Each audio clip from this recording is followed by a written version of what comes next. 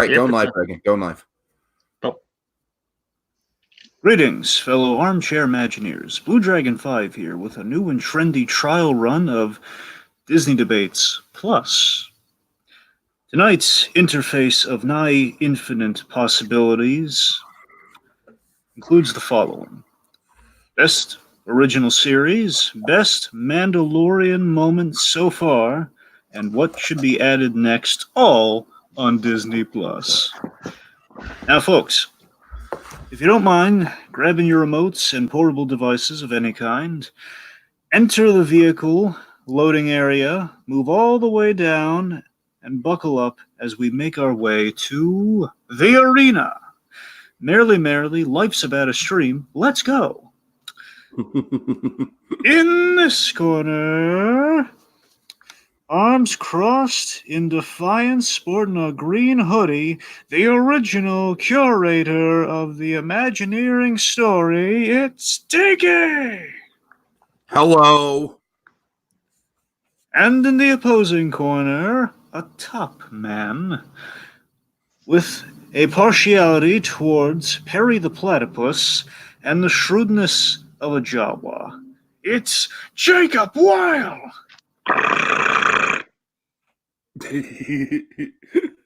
Oh, God. And in the spectator stand, we have Donovan Martin. He says he's loving Disney Plus so far. Nice to have you on board, Donovan. It's always exciting to have live people on these things. Love it. All right. All right. So, how are we doing tonight, fellas? It's the busy season, it's the week of Thanksgiving and I'm working retail. So, it's crazy, Dragon. I'm heightened.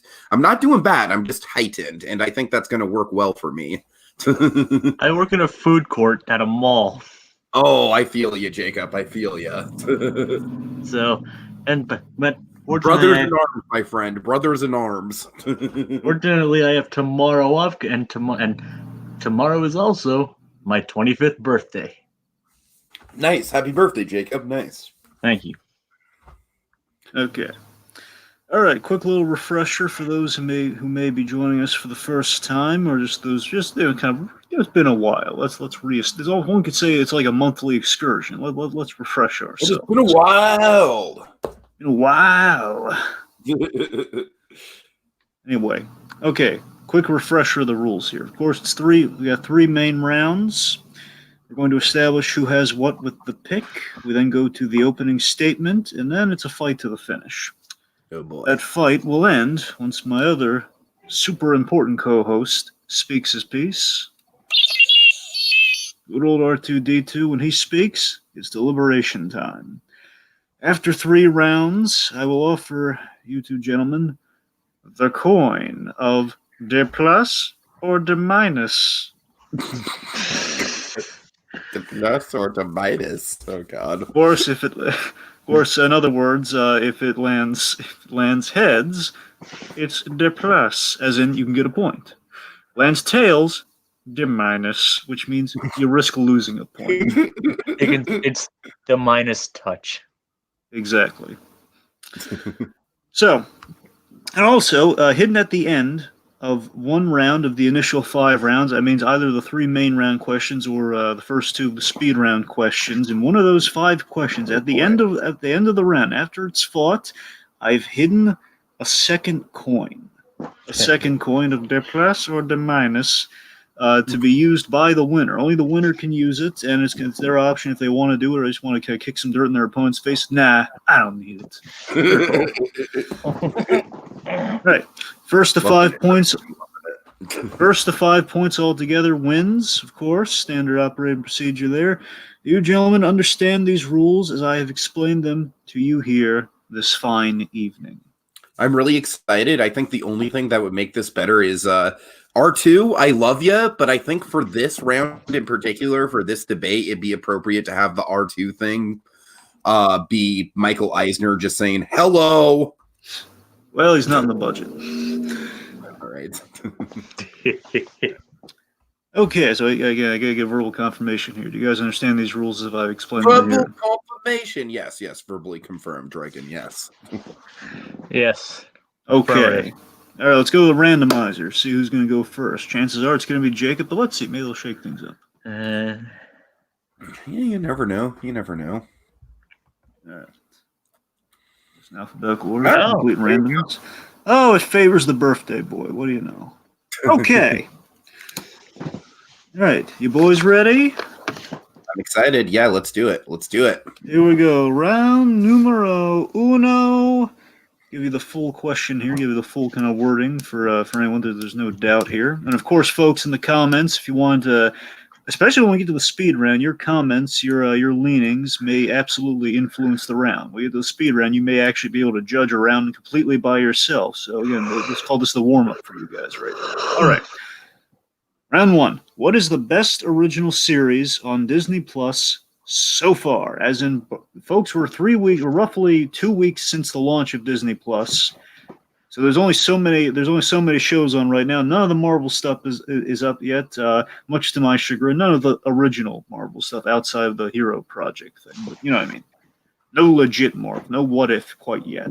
Point being, from the stuff that's at launch, what is the best original series so far? Okay, Tiki, what do you got? I've got The World According to Jeff Goldblum.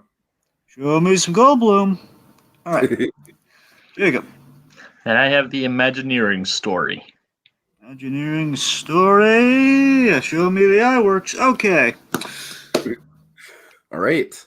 Opening statement. Okay. The Imagineering story is. Oh, hey.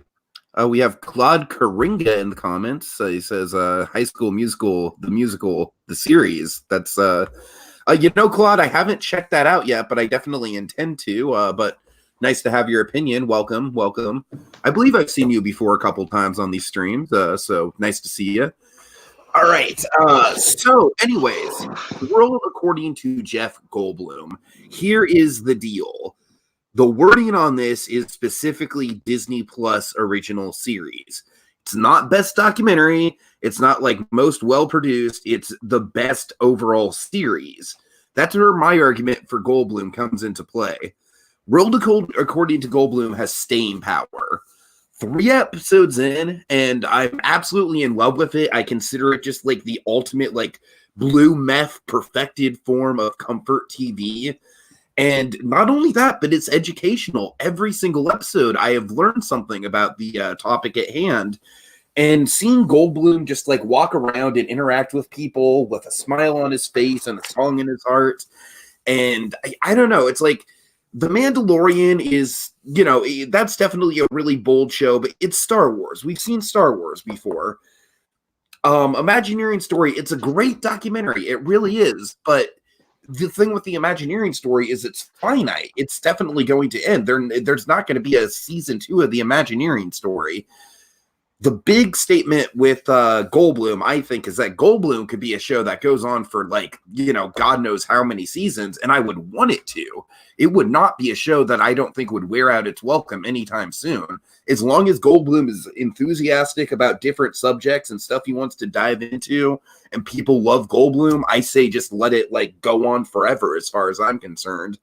So that's my argument. I think this whole show kind of represents a whole new, it's not necessarily the same thing as Mr. Rogers, but it feels like a second coming of Mr. Rogers, if you will, just in the way that Goldblum is just so enthusiastic to be around average people and learn their stories and learn the culture. And it really does just warm my heart. And frankly, I think it's something that us as a society needs in these trying times.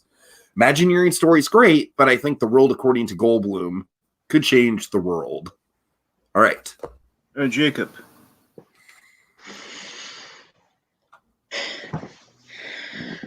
The Imagineering story, in my opinion, sets a new standard for television documentaries.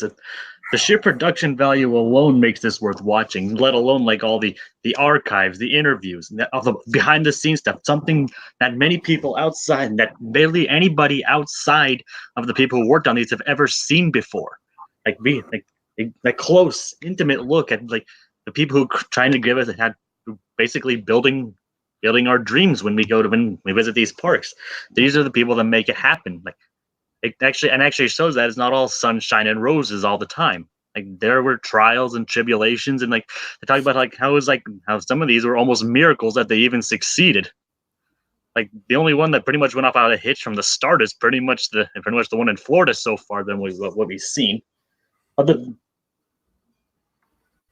Basically, this is actually a very valuable learning lesson in basically a lot of ways.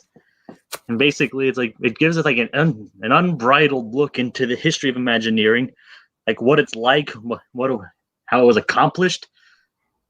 Basically has humor, it has heart, it has pathos, it has pretty much everything it could be going for in a documentary of this nature. It delivers exactly what it sets out to do, and that's exactly what makes it worth watching.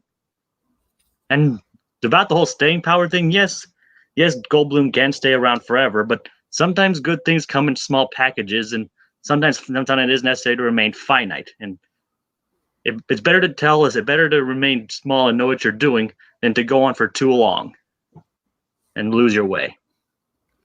And I think the Imagineering story and its limited series is exactly perfect for what it sets out to do. All right, boys, time to fight it out and make it count. Okay. Yeah, so with the Imagineering story, the thing about it for me as a big Disney fan is the footage is great. Don't get me wrong. The footage is really, really good and worth seeing, and the editing is great and so on. I got to admit, though, it's a good entry point for people who have never learned about Imagineering before. But for me, a lot of the things with especially the first couple episodes, I don't want this to sound like a harsh thing, but it's kind of reiterating information that I, as a big fan, already know.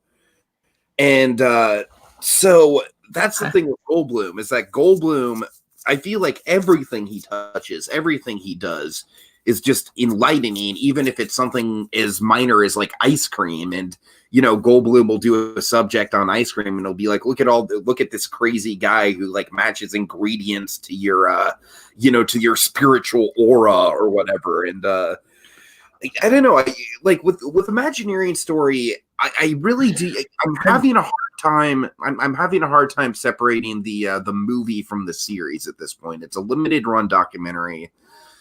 Go ahead.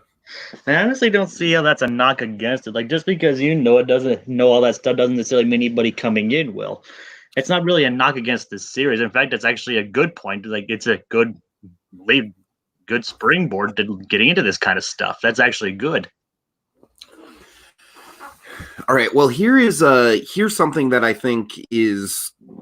It's not necessarily a negative on Imagineering story, but I do wish that they would have gone into some of the.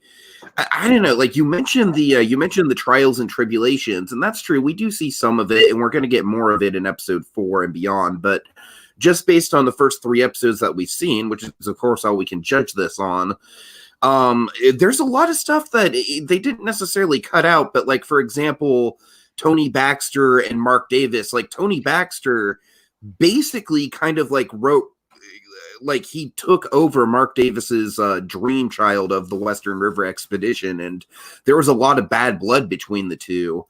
And I don't know, I would have liked to see that at least explored a little bit, because I feel like it's a really common theme. It's kind of like Western River Expedition is like the big unbuilt Imagineering thing, and they never really even touched on it. So that's kind of one of my things about the Imagineering story is, we don't necessarily see the rivalry between Claude Coates and Mark Davis when designing the Haunted Mansion.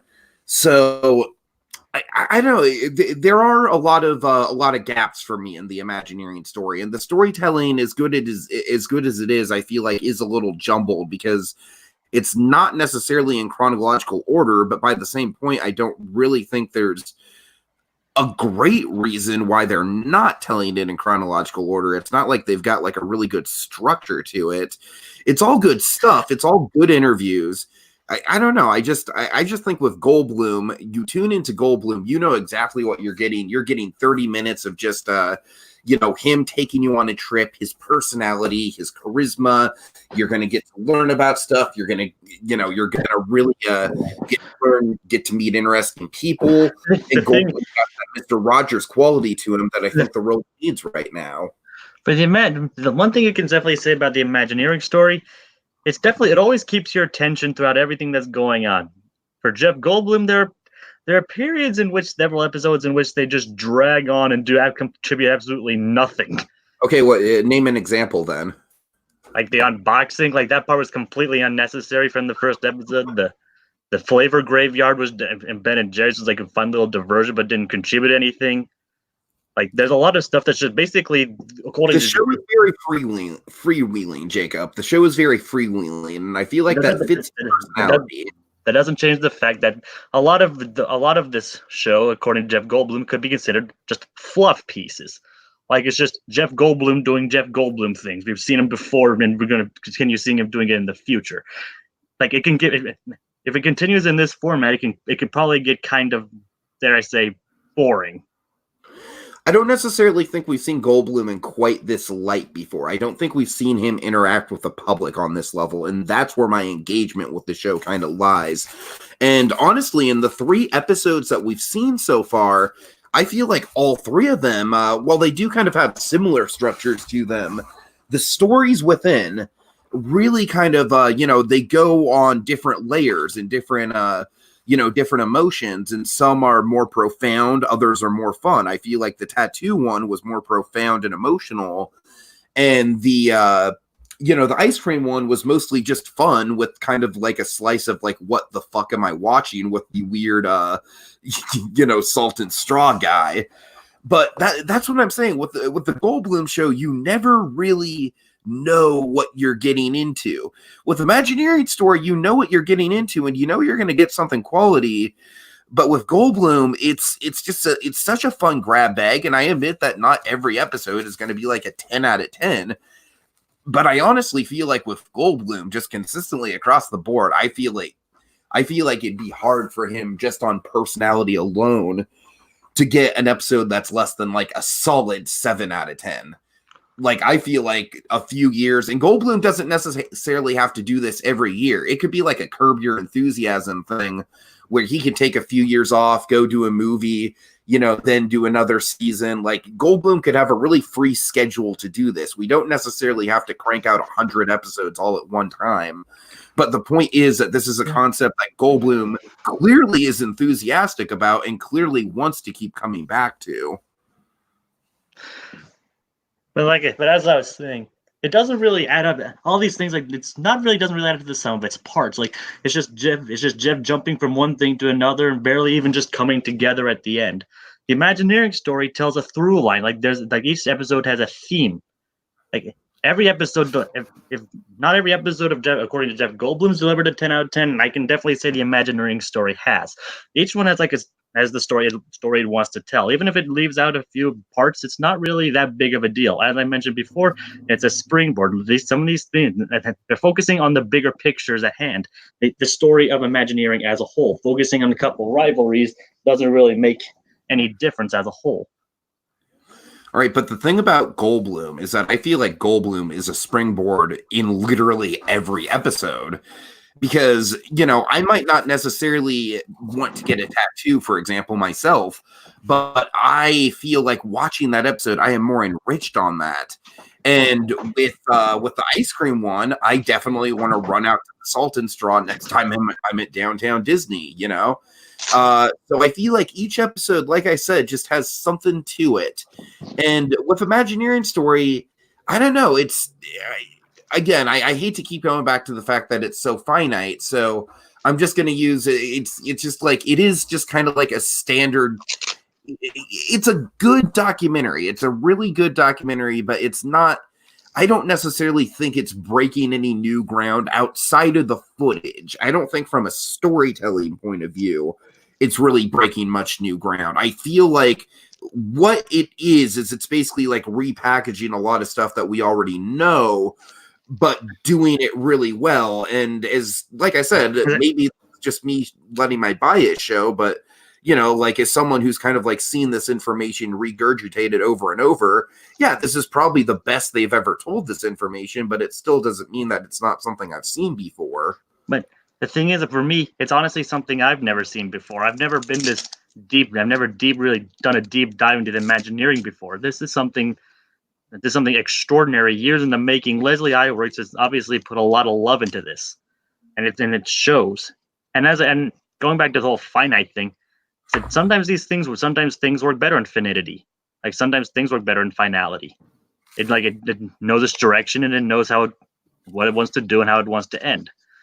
There are pros and cons to both a freewheeling aspect and one that's more finite.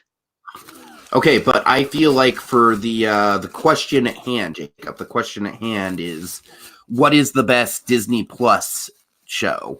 And I'm answering that is the Imagineering. No. But just hear me out. I feel like with that in mind, I feel like the question should be like, what show? Like it should be at least a consideration to be like, what show is going to really keep the Disney Plus bandwagon chugging along? And I feel like as word gets out about Goldblum, and as other shows kind of come and go, like Goldblum could just be a fixture of Disney Plus. You could be a pillar of it. And that's why I'm pitching him as the best. I mean, like I said, Imagineering Story is always going to be there as a solid watch. It's always going to be a pillar unto itself.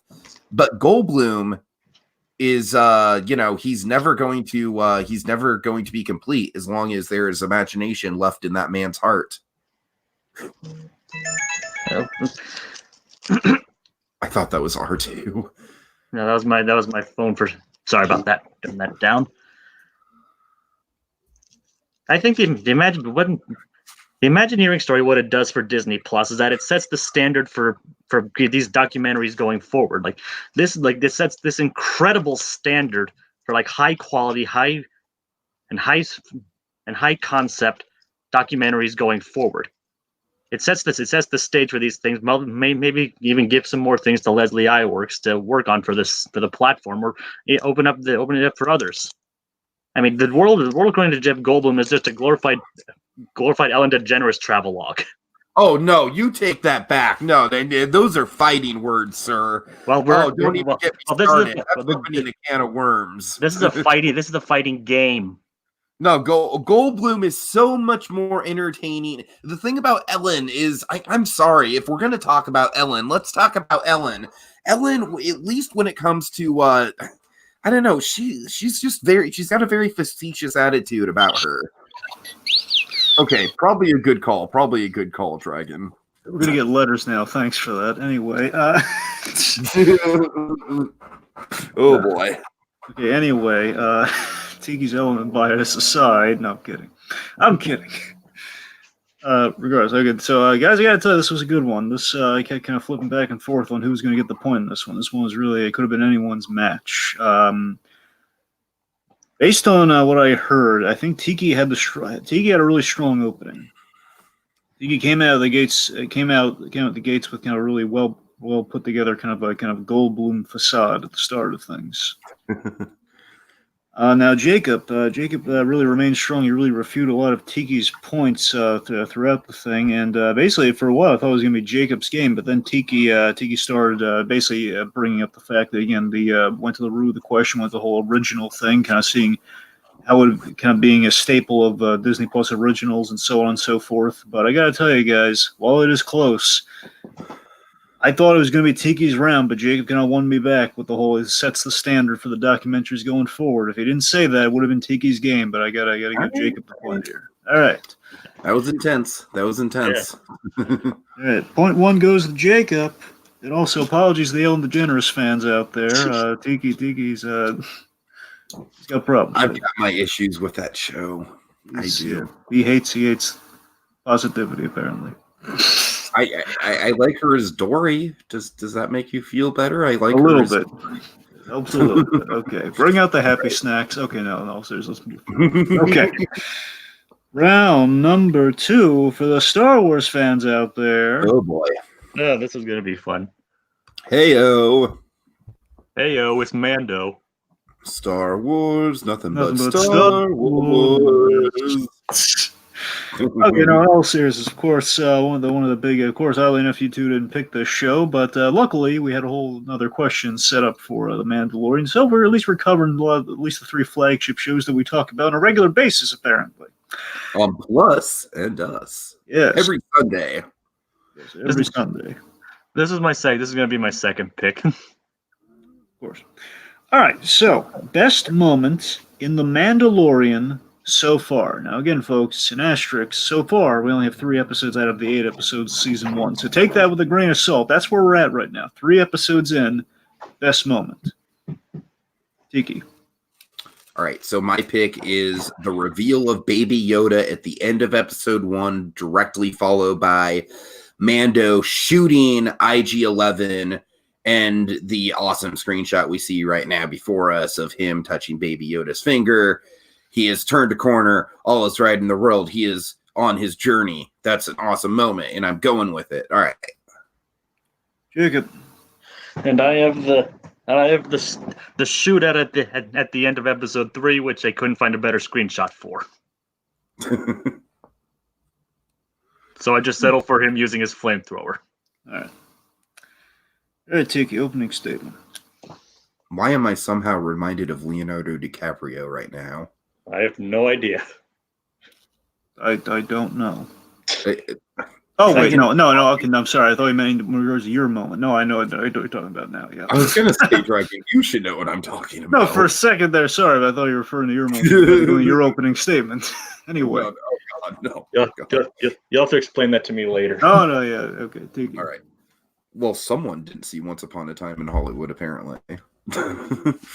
Okay, so yes. The ending of episode 1 of The Mandalorian sets the stage for the whole damn series, and it is very, very pivotal. Every pilot episode should have something like this, some sort of like big game changer, like, okay, this is the break in the status quo. Episode 3, we do kind of get like the ultimate kind of resolution to this, where he really is kind of like set on his path after doing some stuff and kind of like negotiating. But this really is the emotional core. I feel like episode 3 was sort of like a whole episode devoted to him, like making the decision to rescue Baby Yoda. But this, honestly, to me, is a more resonant moment just because it is far more immediate. It is far more just like we see Baby Yoda revealed. Of course, that in itself, everyone's talking about Baby Yoda, hashtag Baby Yoda. It's the biggest trend in the world right now. And instantly, we know that Mando is not going to let this thing die. And so, God bless Taika Waititi. We love him, but he's got to go down. Will he come back? Maybe, maybe not. We don't know. We're still guessing on that. He's at least directing. But regardless, Mando shoots a fellow bounty hunter to get this bounty, but we know that Mando, we know from the get-go in his heart, just based on the imagery alone, which is classic Star Wars, how we can tell just based on the imagery, the emotion that's going through these characters' heads.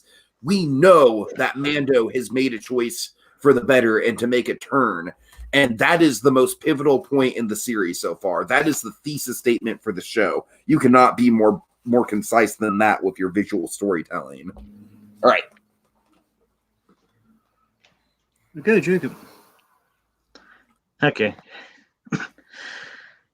Mine may not exactly be an entire thesis statement, but it builds around the theme of what the Mandalorian stands for. It's like this moment is built up upon the previous 2 episodes. And it's basically the climax of the previous 2 episodes, all rolled up into one fine package.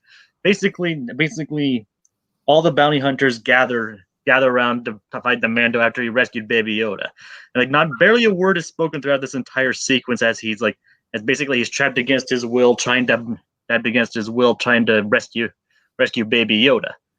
Basically, it's even a greater highlight of his character.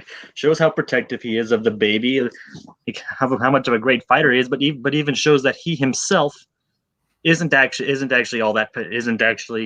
can actually be pinned down if overwhelmed. It's like it shows this is in a way also highlights the humanity of his character. It basically shows the protector of the Mandalorian, the father figure, and the human all in one. It shows how badass he is, but it also shows how vulnerable he can be. And the emotional center of him trying to protect the baby carries out throughout the entire scene. As his priority, though he's trying to keep himself safe, his biggest priority is the baby. And I think that resonates the themes better than anything else, even upon the first meeting, since basically the first meeting is kind of ambiguous, minorly ambiguous, but this basically builds upon everything we know and delivers a satisfying climax to the episode.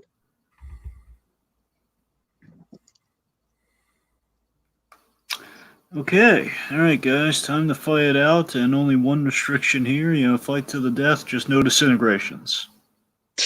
All right, I'll try. Can I disintegrate with words, Dragon? No. All right. No. You can flamethrower him with words, though. Which is actually kind of worse because disintegration is kind of instantaneous and flamethrowing is a little bit more painful. That's what I'm saying. If you disintegrate him, there's no more fight. If you burn him alive, you can still talk. All right. So Jacob, I ask you, what is so bad about a little bit of ambiguity? We need more ambiguity in Star Wars. And the thing about Mandalorian Episode 3 that I didn't really care for, and it's the reason why it's I still like it, don't get me wrong, but it is kind of 3 out of 3 in the episodes that we've gotten so far, in spite of me really liking it, is I feel like throughout the episode, we know exactly what's going to happen. We know that he's going to get Baby Yoda. We know he's going to get off the planet, because if he doesn't, then the whole series is not going to continue. And to me, I felt like the whole third act of that episode really kind of dragged out a little bit. Is it cool to see him against all the bounty hunters? And is he an, oh my God, badass? Yeah, he is, for sure. And he's protecting the kid, which is cool. But I feel like the imagery in this scene is just not as striking as just the instant connection that he feels. This is some Spielbergian shit that we're looking at right here with his first meeting with Baby Yoda. And the thing about Spielberg is that a lot of his most magical moments were a little bit ambiguous. And so I don't know, man. I just feel like the episode 1 ending is just a lot more powerful in its own right, in its own context. It lasts about 30 seconds, and I remember it way more than, honestly, I remember any individual 30 seconds in episode 3, in spite of episode 3 having a lot of, oh my God, badass moments. Not to be fair, it's you don't really... Sorry.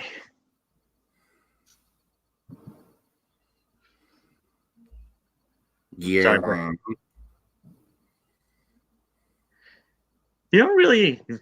Technically, we didn't even. Technically, though, we obviously didn't know the baby was there. It's once you saw the baby, you knew he wasn't going to kill it, because, as you just said, there wouldn't be a series if it wasn't. Once he kills that, pretty much leaves out everything, and pretty much. Basically, episode 3 is basically, as I said, it caps off, it builds upon everything that we've seen before. It builds upon the prowess we've seen in episode 2. Basically, this caps off everything that we've seen. It's basically, it shows shows who he is, what he does, and I think it literally says actions are speaking louder than words here. Yeah, I mean, maybe if it was the whole, Jacob, I feel like this is the problem with what you picked, and we did approve what you picked for sure, but the reason why I was a little bit hesitant with it is that I don't know, Jacob, I feel like your moment in context, and that's why I went with a moment that is so singular. It is a moment. And your moment is more of a couple scenes, honestly. And honestly, with your couple scenes, they're even more punctuated by what comes after your couple scenes. So my moment just works really well just within the context. You could honestly just watch my moment with zero context, and it could be a 1-minute short film. And I don't really feel like yours has that. You mentioned yourself that is kind of just building upon everything. And that's cool. But honestly, when I watch a series, like for example, I love episode 2. I'm surprised I didn't pick anything in episode 2. Episode 2 doesn't really have jack shit to do with anything. It's just Mando getting some dumb eggs for some Jawas. But it's awesome because it's a Star Wars toy box and there's a lot of cool imagery in there. And honestly, with Mandalorian, the story is cool, but I feel like the show is not at its highest when it's just focusing on like, okay, the baby Yoda, and we got to get from point A to point B story-wise, which is what your moment is. And I feel like the moments in Mandalorian that I'm really drawn to are just the more visually striking, just like, oh my God, just put that on a poster sort of images. And like I said, your moment does have a lot of cool scenes, cool actions from Mando. It is a good action set piece, but there's nothing that's really visually striking in the same way that this is striking. It's not like a poster worthy thing. And that's when I think best moment, I think poster worthy. I see. I disagree. There are plenty of shots in there that are poster worthy. Like I think him like going after, like, even this flamethrower and then protecting the baby right there is pretty damn poster worthy, if you say so myself. Like, I mean, basically, and by the whole moment thing, it's like this is. Okay, you just said you at the start of the argument, at the start of the debate, you said that it was hard for you to find a good image for this scene that you're talking about here. The ending of my episode is iconic. Like it's already like stuck with people. It's already in the imagery and in the lexicon of Star Wars. You Google Mandalorian episode 1 ending, bam, right there.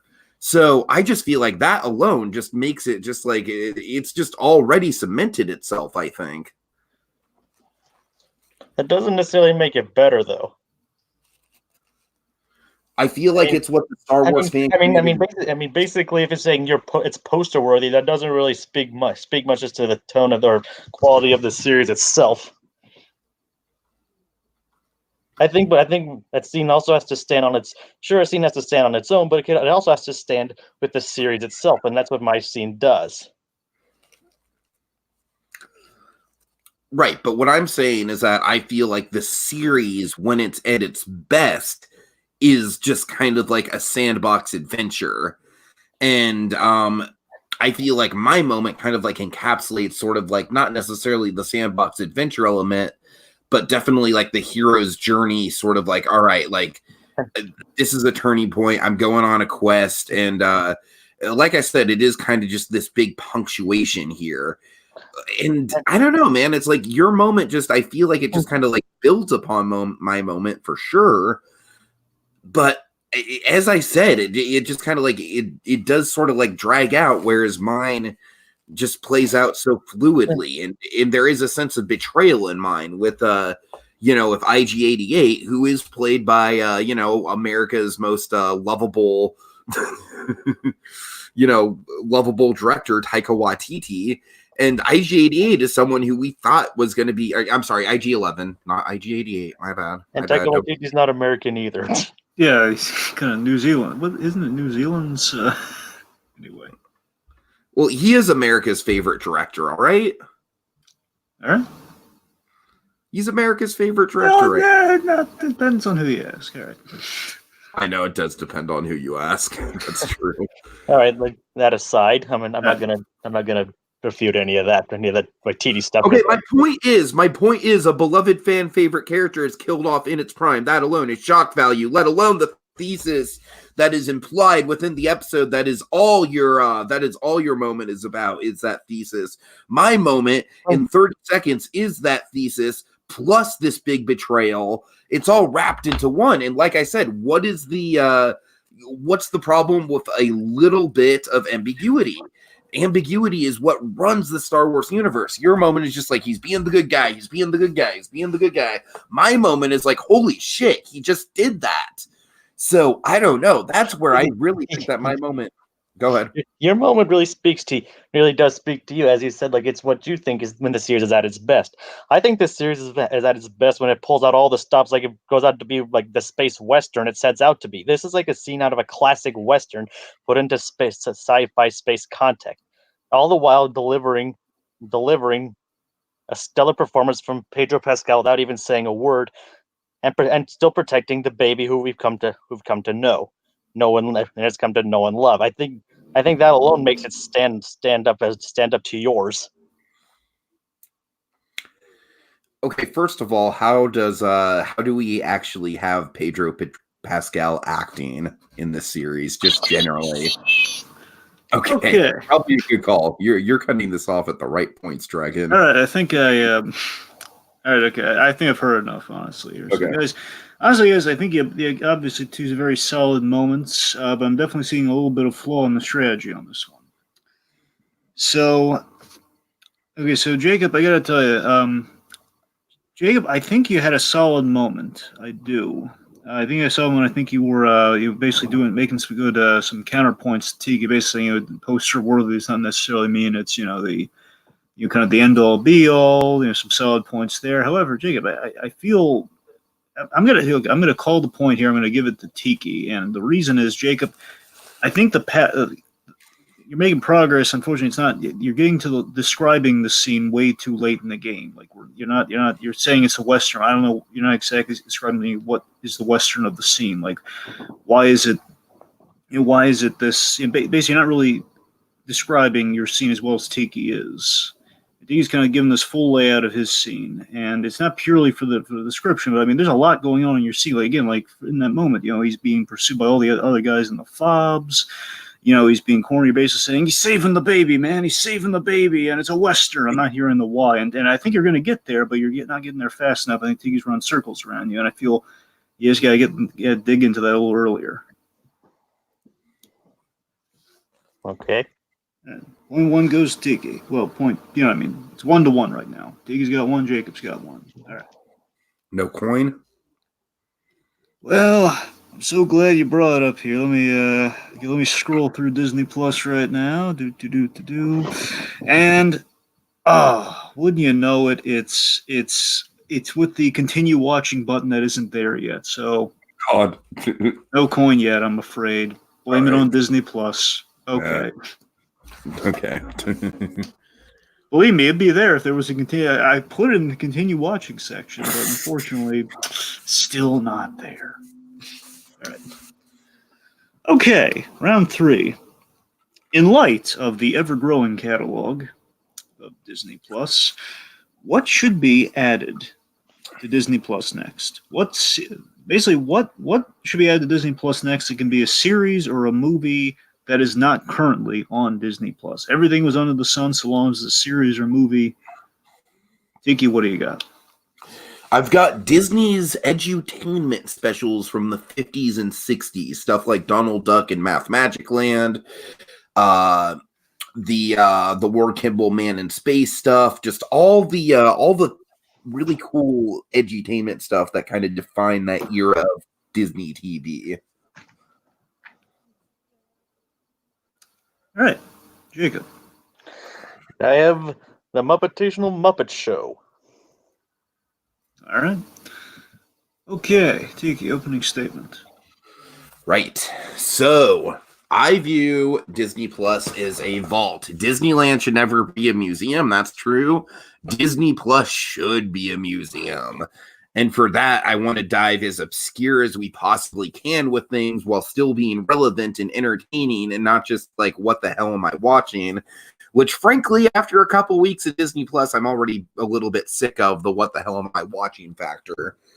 So I want some stuff on Disney Plus that is just classic edutainment, man. Stuff that we grew up with in the classroom. Stuff like Donald Duck and Magic Land, Toot, Whistle, Pluck, and Boom.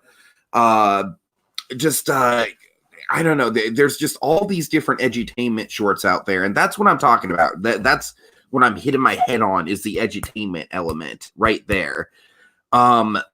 beyond just being really, really great animation and just fluid. And honestly, in the case of something like Math Magic Land and Toot Whistle Pluck and Boom, honestly, some of the most stylistic and technologically advanced shorts that were ever put out in Walt's era. But just simply just the kind of comfort food element of just kind of sitting down and listening to the education, but still getting a good laugh along the way.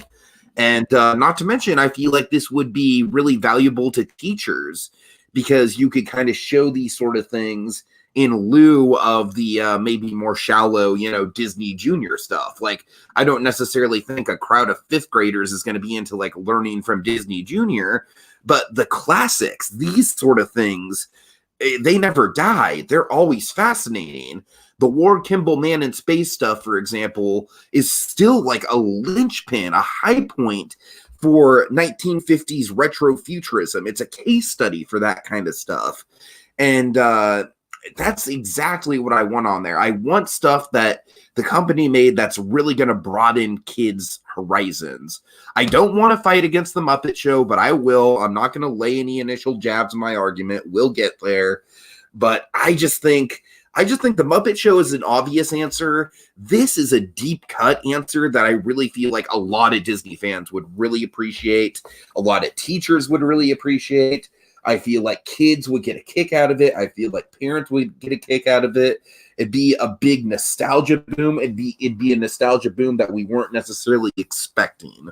So there we go. All right. All right, Jacob, opening statement.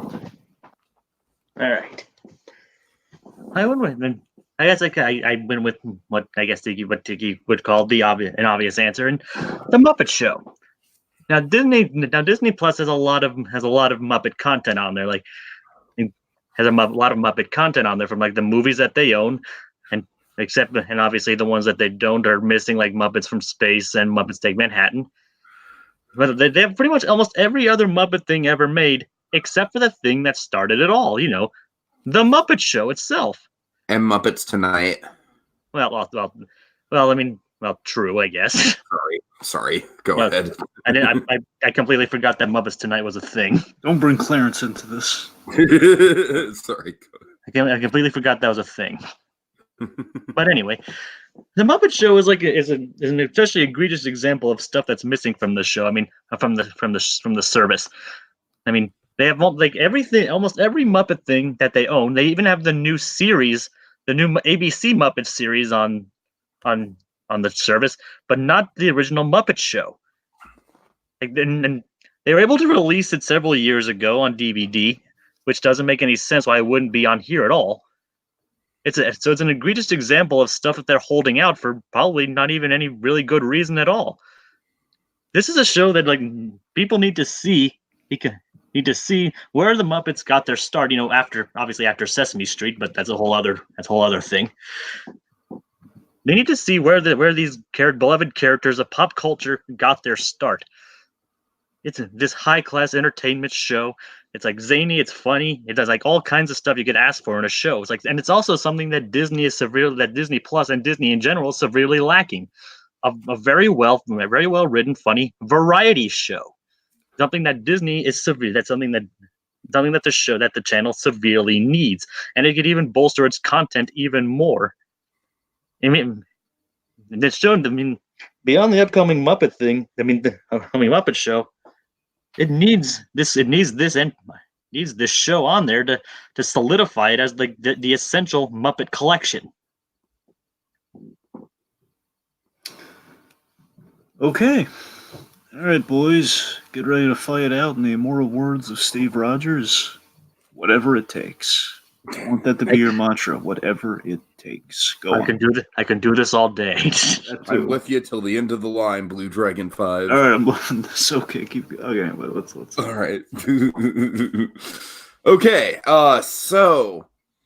I'm going to take you all through a little bit of a legality talk in terms of the Muppets. This might be boring, but it's legalese. I'm going to go through some legalese here. So the Muppet Show, obviously a variety show with a lot of different performers, a lot of different talents coming through the Muppet Studios each and every week. The thing about that is how they managed to get the home video rights. And I'm just in terms of like a process of elimination is they must have each celebrity probably had to sign a home video waiver, like, and they might get like a small fee or a small, like a small royalty each time a home video copy of an episode that they're in appears or is broadcast or whatever. And the problem with that is that streaming is a new frontier, my friend. Streaming is something where we are going to need to basically kind of like go to either the people themselves or the estates of said people and sign off on basically every single episode, just because streaming is an entirely different thing. You can have a contract for home video release, but that doesn't mean you have a streaming contract, because streaming didn't exist when the Muppet Show was out. So in order to put the Muppet Show out on Disney Plus, there unfortunately, and it is unfortunate because I would like to have it on there, there unfortunately does have to be this whole rack round of like, okay, every single episode we need to go to the estate or go to the person and sign off on streaming rights. And honestly, I think some of the Muppet Show stuff, there are really great episodes of the Muppet Show. Maybe I think a compromise would be to maybe put a best of the Muppet Show compilation on there. But as far as getting the whole thing on there, I don't even think it's really that possible from a legal standpoint. And also, not a lot of the Muppet Show episodes haven't necessarily aged that well. They are very vaudevillian. They're charming in their own way, and they are classic. I don't necessarily think that kids would get into the more vaudevillian side of the Muppet Show. I don't know. The question isn't about legality. It's about like what should be on there and what we would like to see, and that's where I win on this. And do you really think that kids, like, if they're not interested in vaudeville, do they be interested in watching that random animated math video they watched in math class one day? Yes, because it has Donald Duck. Yeah, and this has Kermit the Frog. All right. I just I don't know. I feel like these are much more feasible to get, like I said, but with the legalese out of the question, I just feel like with the Muppets, we already have this great lineup of movies, and I feel like the Muppets are at their strongest in the theatrical run of movies. And with the Muppet Show, frankly, there might be some off-color, like, I don't know, but there might be some off-color jokes in there that, it might be a little bit touchy from time to time. It was a different time. It was a more adult-orientated show. I mean, that's not a problem with the Disney Plus. I mean, they have like PG-13 shows and movies on here. That's not really an issue. But I'm saying the Muppets is a brand that they really want to protect the image of, and kind of like I feel like some of those old Muppet Show episodes, especially with Kermit's personality being what it was back then, being a lot more hot-headed. That's the thing. I feel like the Muppets have a very wholesome image of Kermit. He's very much kind of gone through like a Mickey Mouse style arc of like, going from like the hot-headed leader into just kind of like this wholesome, all-American good guy. And they're embracing the nicer side of the more mischievous side of Mickey in recent years. So I don't think they really have an issue showing Kermit that way. Right, but what I'm saying is that it kind of like, I'm saying that some things with Kermit just kind of like conflict with that image, though. It really does kind of, Mickey Mouse's first short had him torturing animals. I don't think there's really an issue to be had here. God.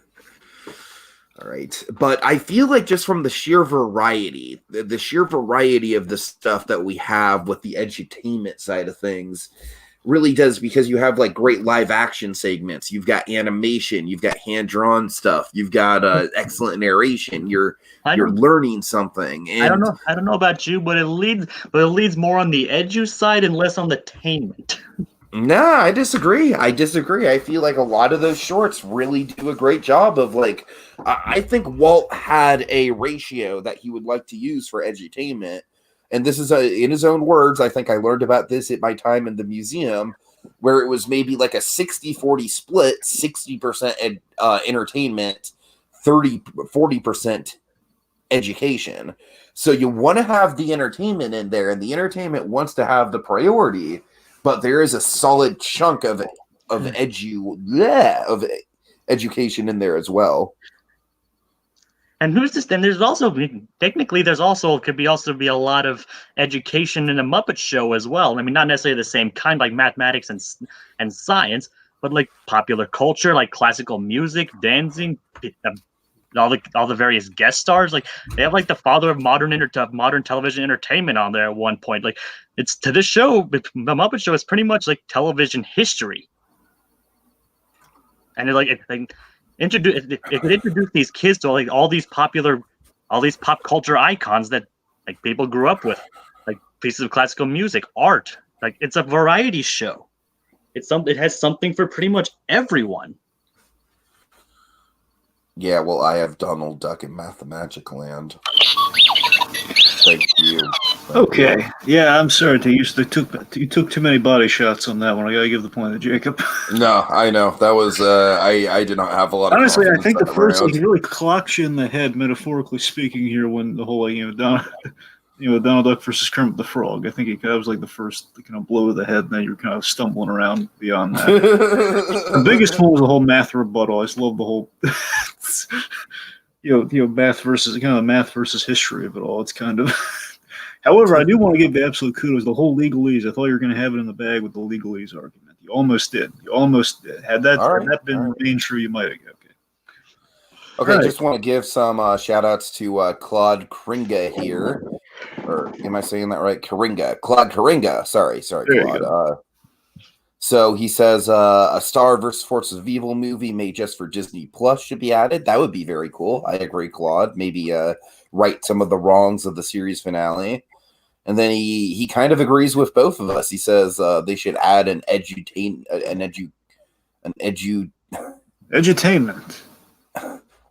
Or an educational show category.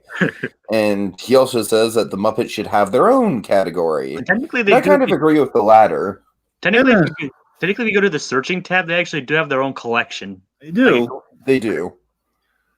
I gotta tell you, the one point I'm surprised you didn't make, Jacob. Again, you had your bases covered on this, but again, the best point that could have been made, this kind of streamlined things, would be like the take on Kermit the Frog in the Muppets, the ABC show versus kind of the wholesome Kermit the Frog and all the other stuff. Now that is a good point.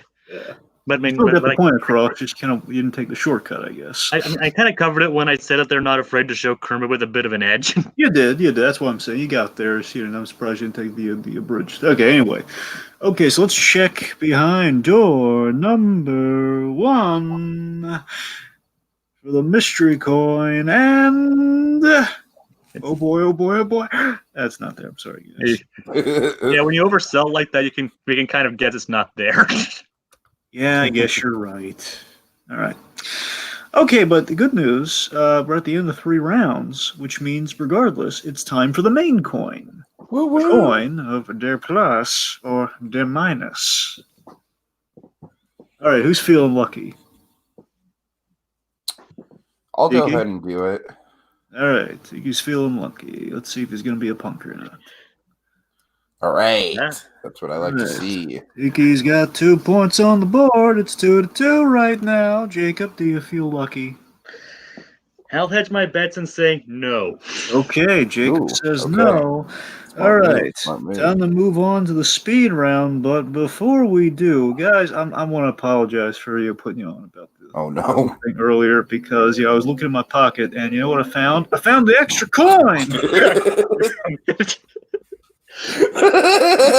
damn it. Right, and Jacob's like trying to be all respectful and strategic, and oh god, I love you, Dragon. All right, so I'll ask again. Oh, that was such a good reveal, Mr. Winner. Your choice again. Do you want to take the coin? Or do you want to let it lie? It's your call. It's your call title. You earned this, buddy boy. You mean me? Well, yeah, you won the last round. Therefore, it's your call. It's 2-2 right now. Sure, why not? Are you sure? Okay, well, let's say sure. Let's see what happens. Those coin strategists out Are there. you sure, Jacob? Yes, I'm sure. Okay. Those coin strategists out there, don't tell them what the answer is. Ah! All right. All right. So now it's 3 You to could have 2. been 4 points ahead, Jacob. Well, not necessarily. If I flipped again, it could have been tails. Well, regardless, he would have been safe because if he flipped, It could have been 2-0 as well. Yeah. would have been. So there's that. All right. So right now, Are Jacob we has done 3. with the coin shenanigans? We are done Dragon? with the coin shenanigans. Yes, All right. indeed. Okay. All right. All right. Now, folks who are Are with we going us. to need the randomizer at all? No. No? Okay. No. Just Anyway, organizing the tabs. Okay. in case anyone's still watching, which I hope that's the case. If anyone's still watching, of course, folks, you really want to pay attention to the speed round we have coming up here. This is kind of the lightning round of it all here, folks. As in, sometimes it might turn over specifically to the viewing audience to make the call for the round. So, yeah. Okay. So of course, the way speed round work. Yeah. And you said they were mostly plus and but one couple topical ones. Yeah, there's some that basically, of course, we're in the month of November. There's some stuff related to the Disney content of this month outside of Plus. And, it was mostly Plus. Basically, let's say half Plus, half related stuff within the month of November for Disney. So, and maybe a few other things I've kind of thrown in there that are tangentially related to Disney. So we'll see what happens. Anyway.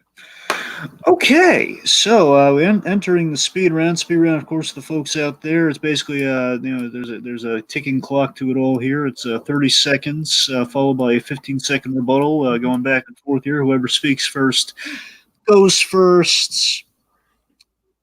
That's pretty much how it goes. Okay. Of course, folks, I remind you, name of the game is survival till the ticking stops. To quote Dunkirk, till the ticking stops. All right. Okay, let's start with a Disney Plus related question. Are you boys ready? Let's ease us into it. Yeah, let's do it. All right. What should the next Goldblum episode topic be?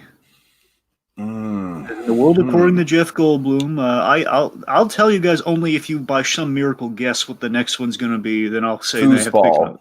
Foosball. Okay. Good news is that is not official what the next one is, so I think he's got foosball. I'm going to go with foosball. Hmm. Yeah. It'd be really fascinating if Jacob just kind of guesses what the next one's going to be. Well, I know the next immediate episode is denim. Yes. Okay. All right, so basically anyone but denim, essentially, is what's on the board for you here. Any topic.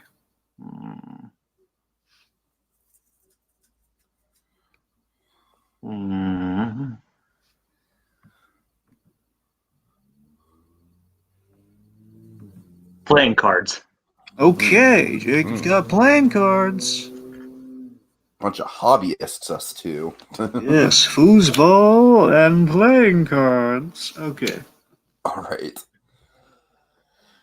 Foosball, ever since I was a little kid, has kind of fascinated me, and I'd really like to know the history of it, how it came about, like who invented the foosball table, what different styles of foosball have been invented, what different strategies do people use for foosball, are there professional foosball players out there, how intense do pro foosball players get about it, how valuable are old-fashioned foosball tables? These are all questions I'm dying to know about foosball that Goldblum could totally answer.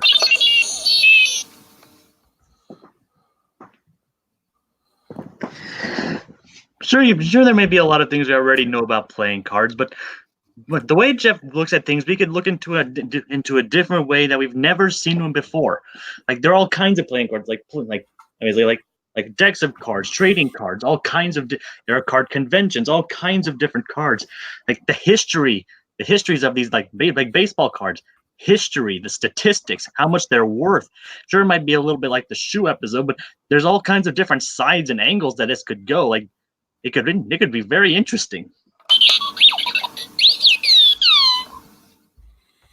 You see that's where you're wrong, Jacob.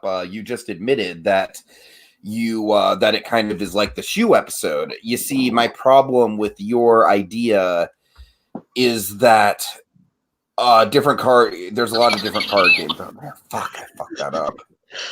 Wow, I fucked that up because of the fucking stupid Goldblum impression. God damn it. You really, of all the times to pull off the Goldblum impression, maybe the 15-second rebuttal. I know, right? Oh god. Oh, that was bad. And also, remind the folks out there while Tiki's collecting himself and Jacob is learning from Tiki's misfortune Jacob, here. can I ask Jacob for a redo? Oh, 5 seconds. okay. 5 You seconds? have 5 seconds. Remember, folks, if you have any thoughts on who gets the round here, put it in the comments. You might be able to decide the round here. Okay, because we have people joining us now. Okay. Okay, I can work with 5 seconds. You have 5 All right. seconds. Make it count. Oh boy. All right. Pokemon trading cards, baseball cards, card games, magic cards, all those are different types. They could all make their own episode.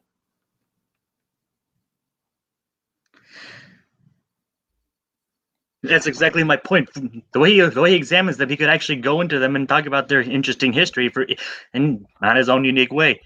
Foosball, I really just don't. It's like, oh yeah, look at that ball go back and forth. Oh, look at them spinning that. Yeah, it would be like his most boring episode yet.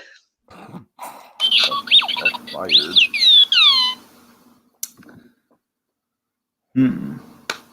All right. Well, unless we have any kind of specific leanings in the comments here. Again, folks, you have any feedback, by all means, share it during the speed round section. Foosball. Yes. All right. So let's see. I gotta be honest. I'm having a bit of a conflict here because I feel Jacob could have been a little bit more specific with his choice, but again, Tiki did do a lot with 5 seconds, but then again, Jacob again kind of spun that into gold. So let's see. You know what? I'm gonna have to give it. I'm gonna have to give the point to Tiki because I think Tiki's opening statement really, again, it kind of sold you like, oh god, there's so much things we don't know about foosball, and Goldblum could make a meal out of that. Cool. Okay, so it's three. I've redeemed Goldblum. Yeah, it's 3-3 right now. All right. Okay, remember, folks, first to 5 wins, so it's getting up there now. Okay, to celebrate the upcoming Turkey Day. Oh boy. Which MCU character would cook the best Thanksgiving dinner? Oh dear God. Oh man. We had Endgame, so don't tell me you can't think of anybody.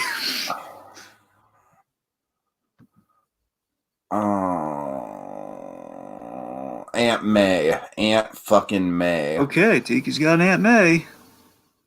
Captain America. Okay. Jacob's got Steve Rogers. Okay. Okay, Aunt May is a superstar in the kitchen, man. Her whole job is working with homeless people. I bet she runs a tight shift on Thanksgiving, getting turkey meal after turkey meal after turkey meal out there. The woman knows what she's doing. This is probably like her life around the holidays. Steve Rogers was frozen in ice for God knows how many years. Steve Rogers has been on the lam. Steve Rogers don't have time for cooking. He's never learned the craft. Aunt May, that's her life. Ugh. As far as the MCU goes, we don't really have any idea what May's cooking is like. I mean, sure she does help at the homeless center, but that doesn't necessarily mean she does a bunch of cooking. Steve Rogers comes from a time in which yes, before he went to the war, he might have actually come from a time when like more traditional cooking was the norm. Like, yes, probably women were probably more than cookers in that time, but that doesn't mean he didn't learn. Like, he has fond memories of that time, and even after going back in time, he could have learned how to do so. Steve Rogers was born into the Great Depression, Jacob. I don't think he was eating hearty Thanksgiving meals, and even if he was, I don't think he was like dodging bullies. I don't think he had any time to like cook or be a master chef in his time.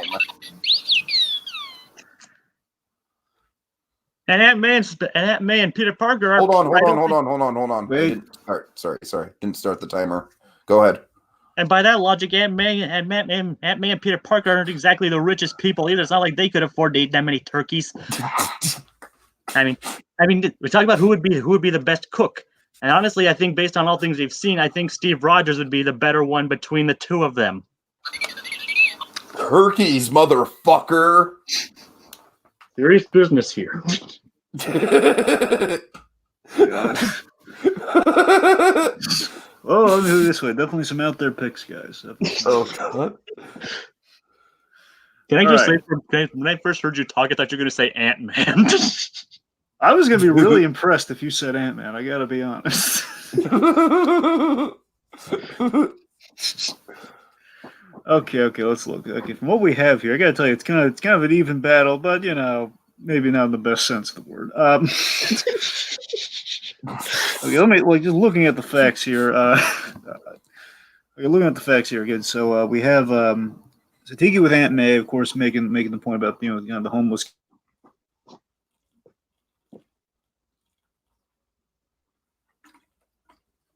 Yeah. Dragon, you kind of cut out there, buddy. Hello. So, Jacob, I was actually talking about the Ant-Man character, Aunt May.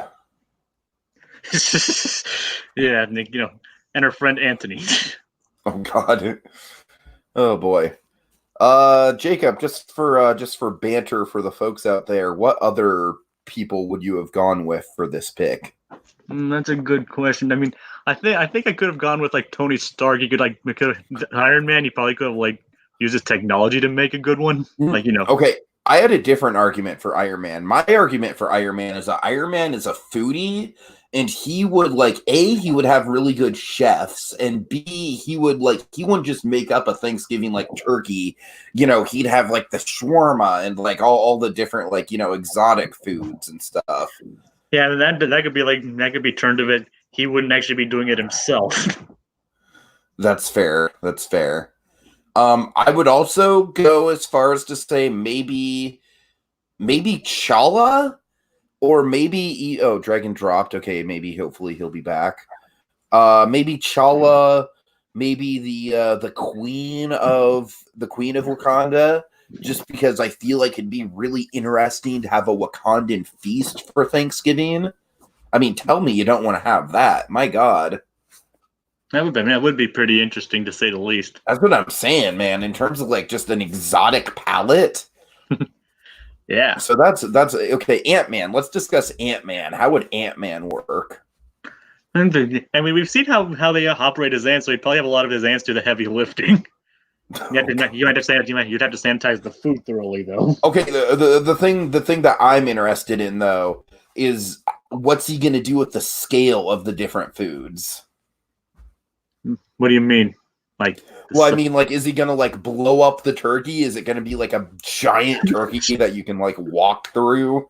Oh, that'd be something he'd put his powers to good use. And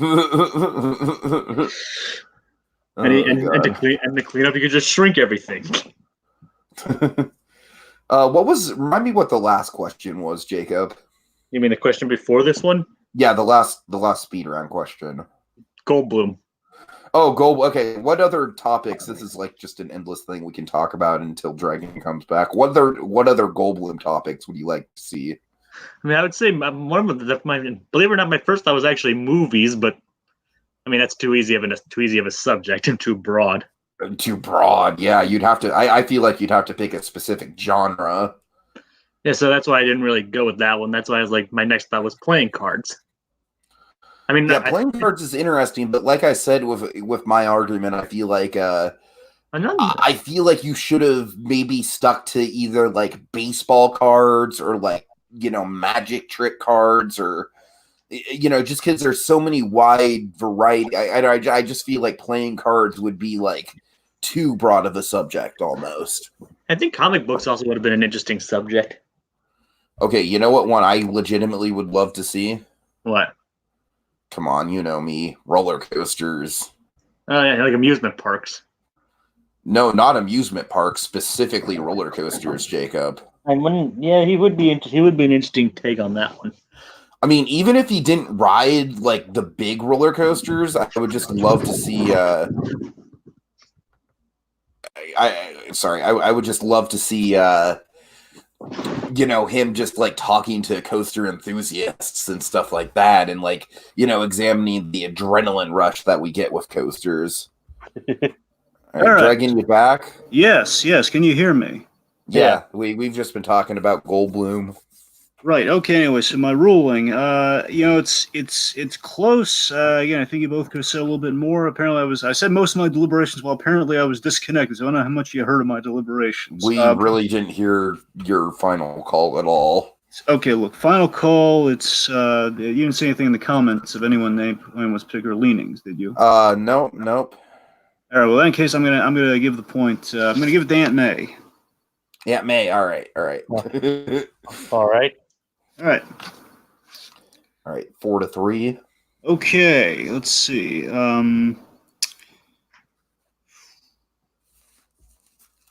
Okay. You guys want a Muppet question, or do you want an attraction-based question?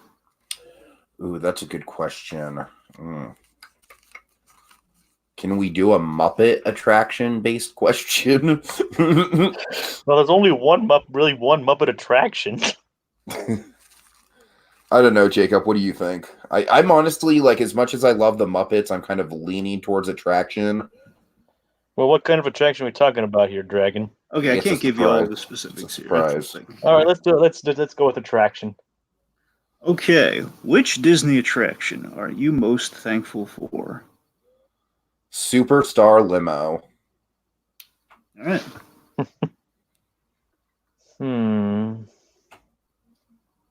Okay. It's gonna be like any kind of attraction. Any attraction. Any Disney attraction, mind you, but any attraction.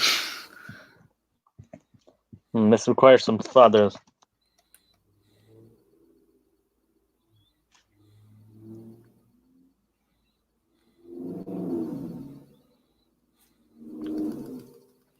Would the World Showcase count?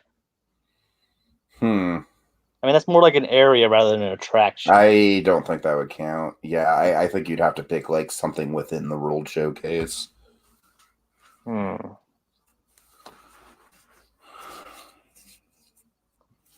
right, let's see.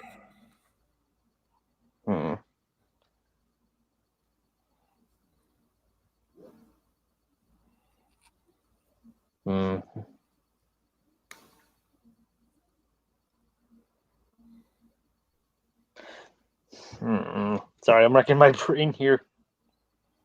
Any attraction, Jacob. I know any attraction.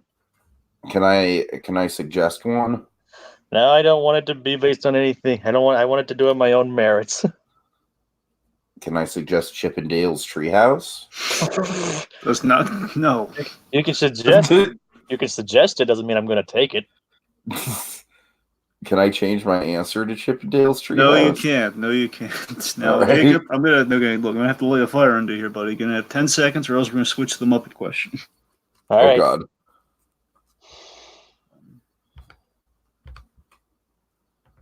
Haunted Mansion. Okay. Oh man. Superstar, the best attraction and the worst attraction. This should be interesting. Oh boy. I am thankful for Superstar Limo because I am a fan of So Bad It's Good, and Superstar Limo is the ultimate So Bad It's Good Disney thing, period. It's just so entertainingly awful. I mean, sell me a map to your house, Drew Carey. Never again are we ever going to get anything so memeable and funny, and what the fuck is Superstar Limo, and I am thankful for that.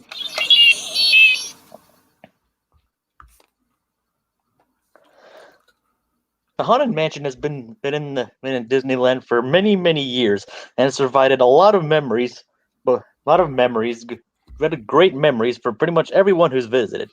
I mean, it's both terrifying and both scary and funny, sometimes at the same time and in alternating times.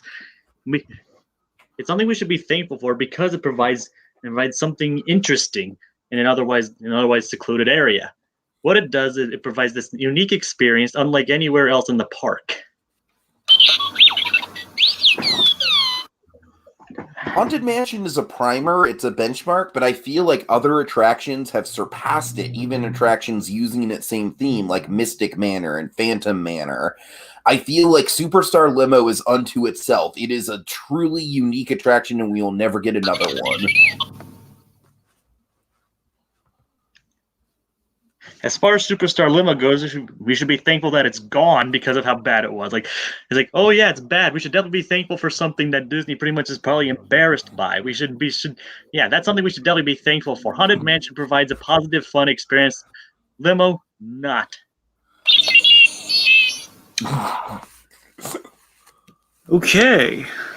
All right, that's an interesting one. I gotta be honest. I think Jacob was kind of in the frying pan on the opening, on the kind of the 30-second section, but I think he saved it on the rebuttal. I'm gonna give the point to Jacob. All right. So it's 4-4. Next point wins. Woo! Question of which one here? I got some good contenders here. What are the contenders? So I have another Disney Plus question. Yeah, we've talked about Disney Plus enough. Okay, so I have that Muppet question in my back pocket. Okay. I have an anniversary question of an anniversary that happened, not necessarily this month, but it happened this year. I have also some Frozen questions. Oh man, Frozen Muppets. I really don't want to. Muppets, please. I really don't want to talk about Frozen. Jacob, are you cool with Muppets, or do you want to actually do Frozen? I'm fine with Muppets as long as we hear what like the anniversary question was afterwards. Okay. All right. Well, actually, Dragon, why don't we do this? Why don't we lock in our answer as Muppets, and then kind of like game show style, you'll open the other doors and tell us what could have been. Okay. All right. So what could have been, Dragon? All right, wait, so you want me to aren't you going to lock in the answers first? No. We're just locking in our choice to do the Muppets question. Gotcha. Okay, well, here's the anniversary question you could have had. Outside of married life, what is the best part of Up? Which, of course, Up turns 10 this year. I was kind of blown away. Oh my God, it's the 10th anniversary of Up this year. Oh wow! In 10 years. All right. Wow. Muppet question. And Soul comes out next year. Yeah. No. But what was the Frozen question? Oh, the Frozen. Well, I mean, it's something that was going to be like, what was the best new song in Frozen 2? Oh, best new song in Frozen 2. All right. Fair enough. All right. I think we made the right choice going with Muppets. Let's do it. Now, I'll warn you. It's always fun and outside the box. I didn't mention this, but the Muppet question's a wee bit out there. Oh, God. Okay. Let's do it. Okay, so, of course, to promote something else that we did in the month of November, we did Nolanvember. My God. I'm already loving where we're going with this. Okay, so which Muppet should be in a Christopher Nolan film? Wait, okay, is it like recap? Okay, clarify me, Dragon. Are we like inserting a Muppet into a previous Nolan film, or is it just Nolan is making a new film and a Muppet is the star? I mean, in future Nolan films, which Muppet should Christopher Nolan be casting, either in a lead role or like a major supporting role? Like, who should Nolan work with next? Like, who could be, who's... Oh God, there's so many good options for this. We've seen what Nolan's done with his actors before. He's gotten some cream of the crop actors in his films. So that's what we're talking about. Like, who should play a scene off of Michael Caine in theory, that sort of thing. Swedish Chef. Right, Tiki's got Swedish Chef.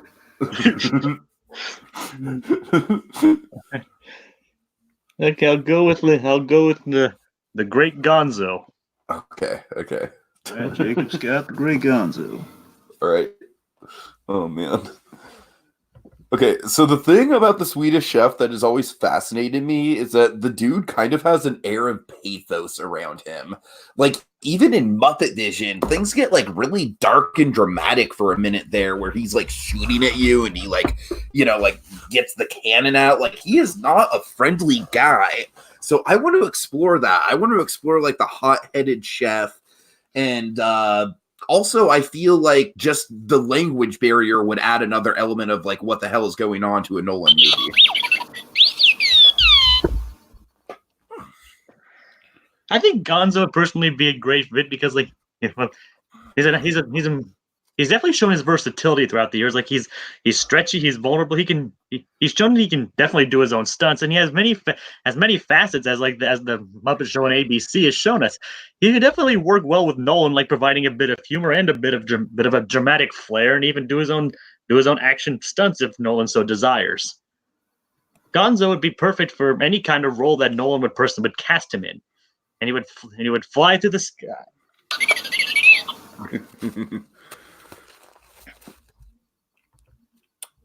Okay, so Nolan is a man of realism, right?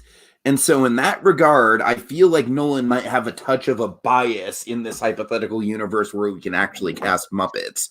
I feel like Nolan might not necessarily view Muppets as credible actors that are gonna. Oh shit! Oh, I thought that was another 30 seconds. God damn it!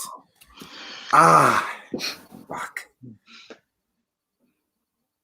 Okay. Swedish Chef, I think would be more at home in a David Lynch movie rather than a Christopher Nolan movie. Gonzo, Christopher Nolan definitely has an appreciation for all kinds of people with varying different abilities, and I don't think he'd have any personal bias against someone who could act like Gonzo.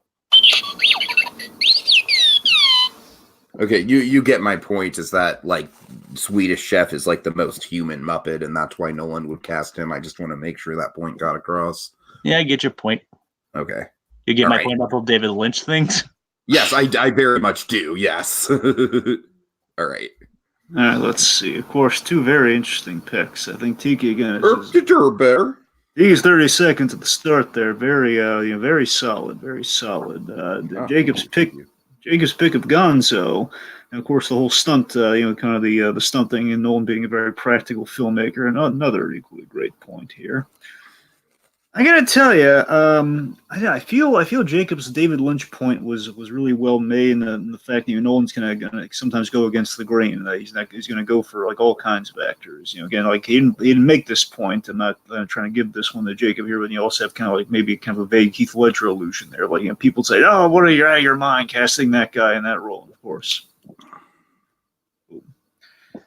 Anyway, so I'm gonna. It's close. I'm gonna give it to Jacob. All right. 5 points. Jacob's the winner. Woo! Give that man a chicken. Or turkey. Let's be seasonal.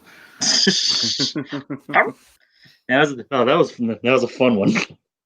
Okay. Yeah, that was a fun one. It was very back and forth the whole way through. It's our most consistent debate ever. Maybe, honestly, statistically. In terms of just it going back and forth. Dragon, can we look at the books on that one? Let's. I don't know if it's been a while since it's been as back and forth as that, but all right. We've been consistently strong, and none of us have really floundered too hard. There you go. Fair. Okay, that's a solid. That's a fair point. All right, I had fun, Dragon. Good hosting. Yeah, that was fun. All right, that brings us to the end, folks. I guess we'll see. Again, you'll be able to catch us on the regular with Disney Plus and some iteration on when we can do our Plus in Us series. Yes. On Sundays, and definitely next debate will definitely be in December. Definitely be a Christmas debate. Yep, might learn a little something. Might go on a Christmas caroling journey. I have no bearing at this point. Who knows? And dare I say, Dragon, maybe the debate for January 2020 might not, maybe instead of a best of the year, it should be a best of the decade debate. Yeah, well, it would technically be 2020, so you That's what I'm saying. A point. Yes, maybe just maybe. Might have to put a belt on the line for that one. Hypothetical belt that we're not actually going to make. Because we're cheap. Anyway. You're goddamn right. Okay, all right, folks. Thanks for joining us. It's been a big pleasure. Thanks to Donovan Martin for joining us at the start, and Claude Karinga for sticking around for most of it. Thank you, guys. Claude! Love you, Claude. Woo, Claude. All right, so Dragon, take us out.